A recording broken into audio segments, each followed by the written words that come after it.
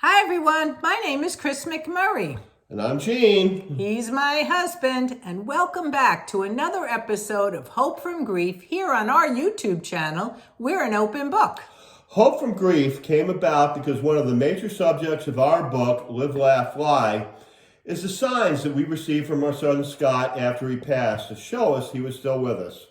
When we told our story here on YouTube, we began to realize that there had to be many stories just like ours out there. So we reached out on social media asking others to share their stories with our audience, and you did, so thank you. So as we built this channel, telling both your stories and ours, every single subscription is important to us. So please take a moment, like and subscribe our channel. It would mean a lot to us, and we would really appreciate it. Yes, and please tell your friends, because sharing these stories has definitely helped us, and from the feedback we've received, it's helped others as well. The whole purpose of the channel is to reach as many people as possible with our message of hope. We all need hope, hope from grief.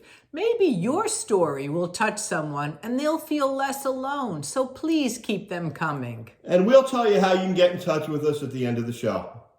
We want you to know that we read these stories exactly as they come to us because it's your story and your experience with your loved one. And we really enjoy sharing and talking about these different signs from our loved ones. It's just a way to keep them close.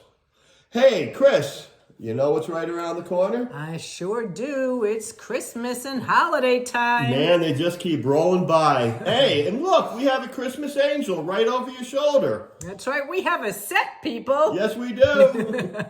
But you know what? We have angels all around us, not just at holiday time. But you know, the holiday season is not the easiest time of year for a lot of people. When you have lost somebody you love, they of course are always missed.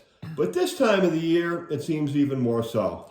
I know I still struggle, and this is our 11th year without our son, Scott. And we know that families are forever changed, but every once in a while, that loved one who is gone finds a way to reach out to us and let us know they were near. And I love when they do that. And today, we have the perfect holiday story. This story comes from Diane in Tennessee, and it's a family story. It's about her mother-in-law, Anne. That's about all I'm going to tell you, and I'm going to let Chris read the story to you. Ready to go? I sure am. Read Anne's story. All right, thank you. We lost my mother-in-law almost 2 years ago. She was a precious woman and loved us wisely and well. Our son, her grandson, had her heart. I often gave her jewelry with his birthstone for gifts, and she cherished them. When she died, she left with one of my favorite things, a ring with my son's birthstone surrounded by diamonds my husband had given me.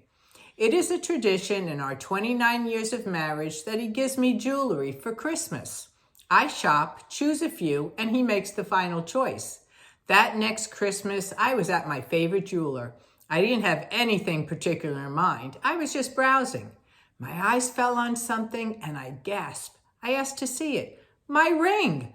A bit bigger than the one I had given my mother-in-law, but the exact style, color, size, and shape. It was as if she was giving it back to me. I immediately called my husband. He said, "Yes, get it now, today." I didn't give it to her with the thought I would ever replace it, but when I saw it there, it was like she was saying, "Here you are, one for you, for us to share." Every time I wear it, I smile. You know, hearing that story is enough to make anyone smile. I know I did. Me too. And it's such a family story. Diane refers to Anne as her mother-in-law, and I love how she says her son had Anne's heart. A grandmother and a grandson, such a special bond. Yes, but let's talk about the story now. Each family has their own set of holiday traditions. And for them, Diane's husband would buy her a special piece of jewelry each year.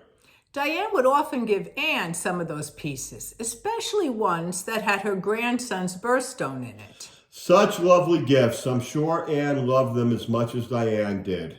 Around 2 years ago, Anne sadly passed away. The family got together and made a decision that one of those favorite rings with their grandson's birthstone would go with her. That's so beautiful. It's like they gave her a piece of the family to take with her on her journey. Maybe not an easy decision for them, but obviously it was the right one. So the next Christmas, Diane is out jewelry shopping again. And what does she see? Her ring, a little bigger, but otherwise exactly the same. What are the chances? It cannot be a coincidence. Not at all. Anne is clearly saying that they both can have a ring and that she is watching over them. And like we said earlier, holidays are a hard time when you're grieving. But it seems that Anne sending this ring to Diane gave her family a measure of peace and comfort. Peace and comfort, that's what grandmas do. Yes, they do. And thank you, Diane, for sharing this holiday story. Chris, why don't you tell everybody one more time about our book and how this project began? Well, Live, Laugh, Fly is our story, and it's available on Amazon, and 100% of proceeds will help benefit children's cancer programs. And like we said earlier, if you have a story to share or a comment, we can be reached several ways. First, the old-fashioned way, by email at rememberloveneverdies@gmail.com. And another way is our Facebook page, and that's called We're an Open Book. Or you can simply leave a comment below. We'll leave all that contact information in the show notes. That's it, right? Not yet. 2 more things. What's that? Happy holidays to everyone, and always remember, Love never dies. Bye, everybody. Thanks for listening and watching. Thank you. Goodbye.